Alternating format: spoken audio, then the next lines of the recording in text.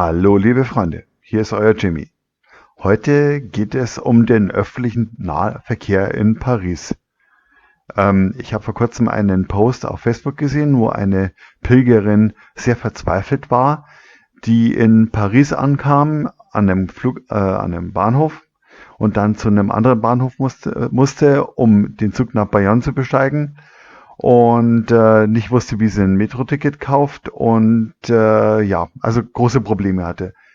Dieses Video soll dir zunächst einmal zeigen, wie du dich in Paris im öffentlichen Nahverkehr zurechtfindest, was für Tickets du brauchst, welche Zonen es gibt, etc. Ja, viel Spaß mit dem Video.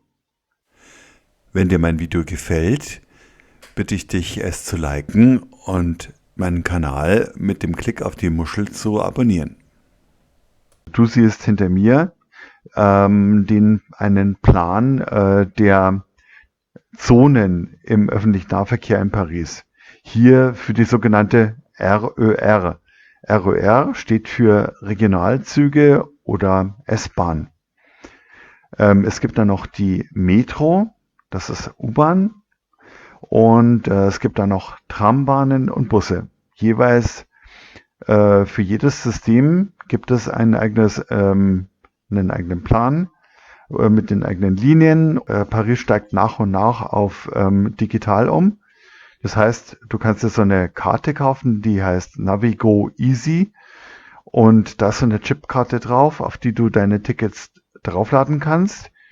Das Ganze passiert an Bahnhöfen oder also von RER oder Metro, oder es gibt auch fast an jedem Bahnhof von RER oder Metro einen Schalter, wo ein Mensch drin sitzt, bei dem du auch Karten kaufen kannst. Und ja, ich möchte dir in dem Video so ein bisschen erklären, was du machen kannst. Fangen wir mal an mit diesem Zonenplan. Wie man hier sieht, in der Mitte sieht man die Zonen 1 bis 2. Diese Zonen stehen für die Innenstadt von Paris. Hier in diesen zwei Zonen findest du so ziemlich alle Sehenswürdigkeiten, die du in Paris eigentlich sehen möchtest, wenn du Tourist bist. Und hier sind aber auch alle Bahnhöfe. Unter anderem im Süden hier der Gare Montparnasse, von dem du den Zug nach Bayonne besteigen kannst, von wo du aus dann weiterkommst nach Saint-Jean-Pied-de-Port. So viel erstmal dazu. Ich zeige dir dann nachher noch, es gibt auch eine App, wo du dir die Sachen dann auch anschauen kannst, wo du deine Routen bestimmen kannst und sogar Tickets kaufen kannst. Bestimmte Tickets, nicht alle Tickets. Schauen wir uns jetzt mal die App an. Ihr seht hier Google Play. Ich habe nach der App Île-de-France Mobilité gesucht. Die habe ich bereits auf meinem Smartphone installiert und öffne sie für euch. Oben seht ihr eine Karte, wo ihr die ganzen Haltestellen seht, die in der Nähe sind. Hier in der Mitte kann ich nach einer Route suchen. Dann weiter unten sehe ich, was ich für Routen vor kurzem mir angeschaut habe.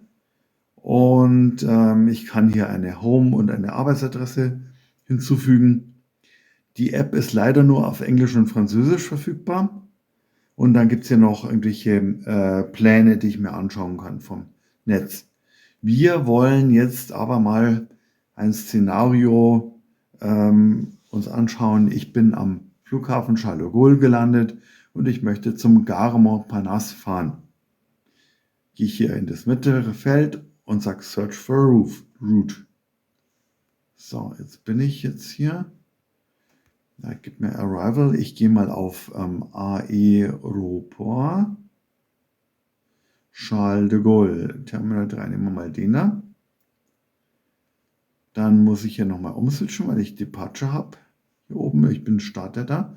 Und Arrival, ich möchte zum Gare Montparnasse. Ja, schon da. Gut, jetzt zeigt er mir, was er mir für Verbindungen anbietet. Und das wäre jetzt zum Beispiel einmal mit Umsteigen 49 Minuten. Hört sich gut an. Das untere wäre nur wäre 1 Stunde 2 und ich kann einfach durchfahren mit dem RER.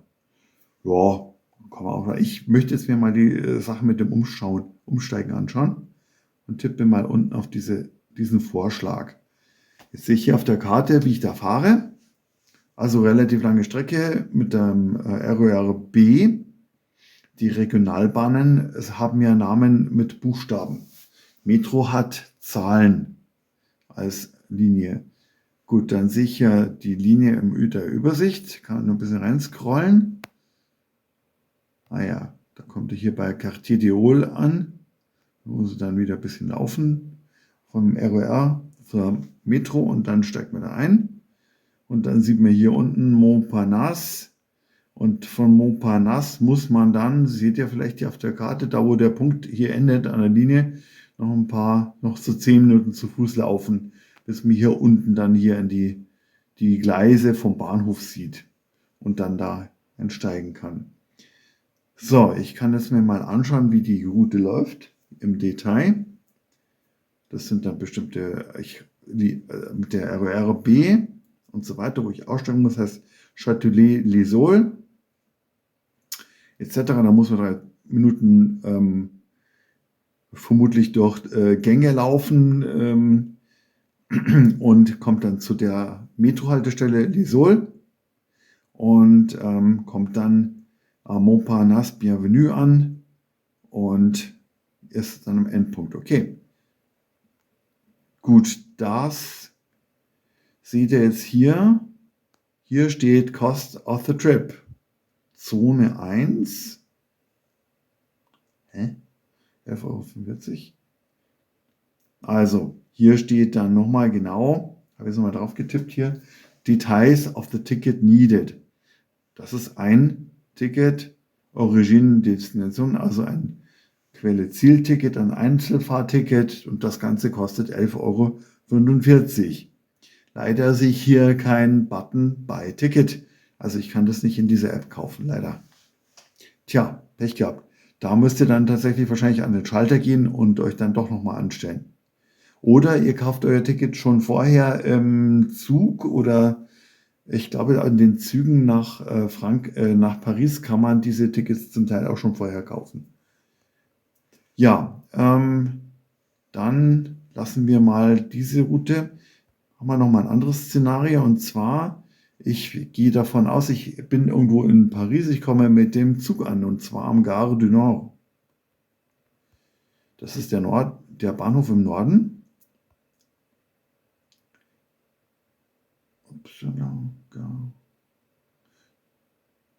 Also, genau. Und möchte auch jetzt zum Gare Montparnasse fahren. Ja, er zeigt mir an, ich fahre mit der Metrolinie 4. Das Ganze dauert 16 Minuten. Hier steht schon der Preis vom Ticket, 2,10 €. Ja, und wir sehen auch hier auf der Karte, wir sind hier im Innenraum von Paris. Und hier sind nochmal die Details zu der Fahrt. Hier habe ich aber einen Button Buy a Ticket. Das heißt, hier kann ich in der App tatsächlich ein Ticket kaufen. Und ja, ich habe vorhin gesehen 2,10 €. Da brauche ich Quantity 1, 2, also ich brauche nur ein Ticket für eine Fahrt und würde dann hier mit Buy, kann ich mir ein Ticket für 2,10 € kaufen. Kann ich akzeptieren, bla bla bla. Ja, und dann kann ich jetzt hier auswählen, wie ich zahlen möchte. Gibt noch einen Samsung Pay oder Visa, Karten und so weiter. Ja, die Zahlungsmethode muss man in der App hinterlegen, dann kann man das so buchen. Oder man nimmt, hier in meinem Fall wäre es Samsung Pay. Gut, das wäre das. Dann, kaufe mir jetzt kein Ticket, jetzt gerade keins brauche.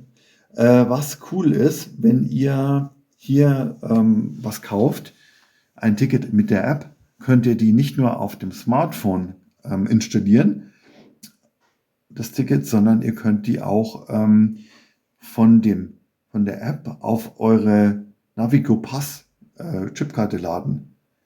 Also vom Smartphone direkt auf diese Karte. Das spart euch dann das Anschieben an dem Automaten. Gut, was ich sonst noch machen kann mit der App, das schaut ihr euch vielleicht selber mal an, wenn ihr die installiert habt. Sonst wird mir das Video jetzt hier zu lang. Genau. Okay, so viel zu dieser App. Île-de-France Mobilité. Zum Abschluss dieses Videos möchte ich euch noch eine sehr gute Website zeigen, welche euch alle möglichen Informationen gibt, was ihr so alles machen könnt und was ihr braucht in Paris für den öffentlichen Nahverkehr. Hier auf dem Bild im Hintergrund seht ihr schon, wie es in Paris ausschaut. Also das heißt, auf der rechten Seite seht ihr so Automaten, wo ihr euren Navigo EasyPass aufladen könnt. Hier das Gelbe hier ist so ein Schalter, wo ein Mensch drin sitzt, der euch dann auch ein Ticket verkaufen kann. Und hier sieht man diese Schranken, wo man halt jetzt hier in dem Fall, das sieht das so ein Einzelticket auf Papierbasis noch durchlassen könnt. Das gibt es jetzt aber nicht mehr.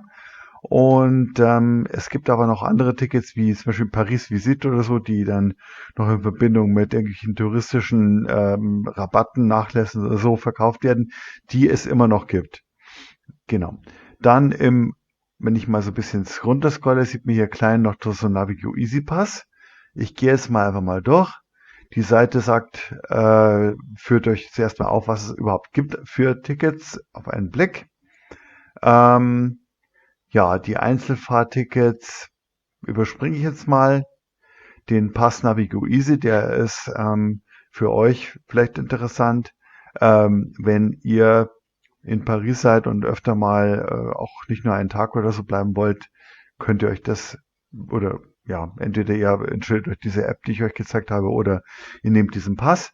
Der kostet einmalig 2,10 € und der Clou ist eben, wie hier auch steht, der ist nicht personengebunden, da ist kein Name dran gebunden. Also ihr könnt ihn auch kaufen und ihr könnt damit dann durch Paris fahren und könnt das auch dann irgendwie, wenn ihr den nicht mehr braucht, einer anderen Person geben und dann kann die den benutzen und die Tickets benutzen, die da draufgeladen sind.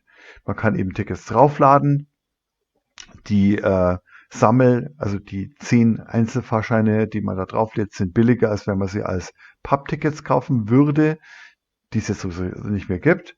Und dann Roissy-Bus habe ich vorhin falsch gesehen, das ist der Bus anscheinend zum Flughafen Charles de Gaulle. Gibt es auch noch. Orly-Bus ist dann der Flughafen Orly, der Bus dahin. Ja, der Pass Navigo Easy und die darauf geladenen Tickets sind 10 Jahre gültig. Also wenn ihr öfter mal nach Paris fliegen wollt oder fahren wollt, dann habt ihr dann auch länger was davon. Genau, hier steht auch, dass ab dem 21. September der Verkauf der alten Pappfahrscheine Carnet komplett eingestellt wird und dann weder an Schalter noch an Automaten erhältlich ist. Gut, habe ich schon erzählt. Dann das ist das, was dann auch nur noch über die Navigo Easy App geht, dieses Carnet, dieses 10er Fahrscheinheft. Dann gibt es noch diese Billet Île-de-France für Fahrten außerhalb von Paris. Da war dann zum Beispiel dieses Flughafen zum Ticket zum Charles de Gaulle Flughafen 11,45 €. Es gibt auch andere Karten wie Einzelfahrt von Paris nach Disneyland. Paris kostet 5 € etc. Oder nach Versailles 4,05 € etc. Die kann man dann halt doch noch nur aktuell per Papierticket kaufen. Dieses mobiles Tagesticket ist ganz interessant. Das kriegt ihr über die App oder auch über diesen Navigo Easy Pass. Da ist noch zu beachten, dass die Preise für Erwachsene noch ein bisschen teurer sind als für Kinder. Ich glaube, Kinder bis 12 zahlen noch 1-2 € weniger. Genau. Und hier sieht er dann die verschiedenen Zonen, was es kostet. Also die Innenstadt, Zone 1 bis 2 kostet ein Tagesticket 8,45 Euro. Ja, dann gibt es hier noch andere Tickets, die es vielleicht, ja, vielleicht interessant. Schaut euch die Seite mal an, dann könnt ihr vielleicht noch da weitere Sachen finden. Paris Visite bietet eben dann noch einige Rabatte für irgendwelche Eintritte. Ja, für Pilger vielleicht ist nicht so interessant. Und dann, das ist noch, wo kaufen, wie zahlen. Also da steht hier nochmal, dass man diese Metro-Tickets, Kanäle, Fahrscheine zu Flughäfen erhält man in allen Metrostationen, allen ROR-Stationen und Bahnhöfen an den von Beamten besetzten Schaltern oder Fahrscheinautomaten. Also die beim Fahrscheinautomaten könnt ihr dann euch auch ein Papierticket rauslassen. Die Fahrscheinautomaten sind coolerweise eben auch mehrsprachig, also auch auf Deutsch. Und man kann eben mit Geld zahlen, Münzen, Geldscheinen teilweise bis 50 Euro und Kreditkarten, Visa, Mastercard. Ich habe mit einer Debitkarte gezahlt von meinem Konto. Ja, das, was ich gesagt habe, mit dem anderen sind mit Zug. Ja, in Tabakläden kann man auch diese 10er Fahrscheinhefte kann man erwerben und aufladen. Online kaufen geht leider nix, bis auf diese App, die ich euch gezeigt habe. Und ja, das hier steht nochmal, dass man nur, wenn man die Fahrscheine entwertet, an der Sperre, dass er damit reinkommt und dass es eben wichtig ist, dann den Fahrschein dann immer bis zur Beendigung der Fahrt griffbereit aufbewahren. Was mir noch einfällt zum Thema Umsteigen in Paris. Die Haltestellen vom Metro etc. oder RER in Paris sind oft nicht so nah beieinander. Man läuft dann meistens durch Tunnel, die unterirdisch verlaufen, einige Minuten und da gibt es aber keine Rolltreppen und es gibt keine Aufzüge. Also empfiehlt sich, wenn ihr da länger unterwegs sein wollt, entweder mit Rucksäcken unterwegs zu sein oder irgendwelche Rollkoffer oder so, was halt man auch durch die Schranken gut durchbekommt. Ich würde, also als Pilger würde ich empfehlen, Pilgerrucksack ist die erste Wahl. Ja, okay, ja, hier steht noch was, ist Mitnahme von Hunden in der Metro erlaubt? Ja, die Mitnahme kleiner Hunde in die Metro und RR ist erlaubt und kostenlos sogar. Und etc. Weitere Tipps seht ihr hier auf der Seite. Und somit würde ich jetzt für heute mal Schluss machen. Das Video ist schon lang genug. Ich habe euch jetzt mit einigen Informationen, glaube ich, doch versorgt. Und in den in den Erläuterungen zu dem Video findet ihr dann auch einige Links, mit denen ich euch auch dann zeige, wo ihr dann irgendwelche Fahrkarten kaufen könnt, auch für Züge, SNCF oder so. Oder genau, also was dann hier ein bisschen den Rahmen sprengen würde. Und ich wünsche euch viel Erfolg und viel Spaß in Paris, wenn ihr diese wunderschöne Stadt besucht. Also, au revoir, à bientôt.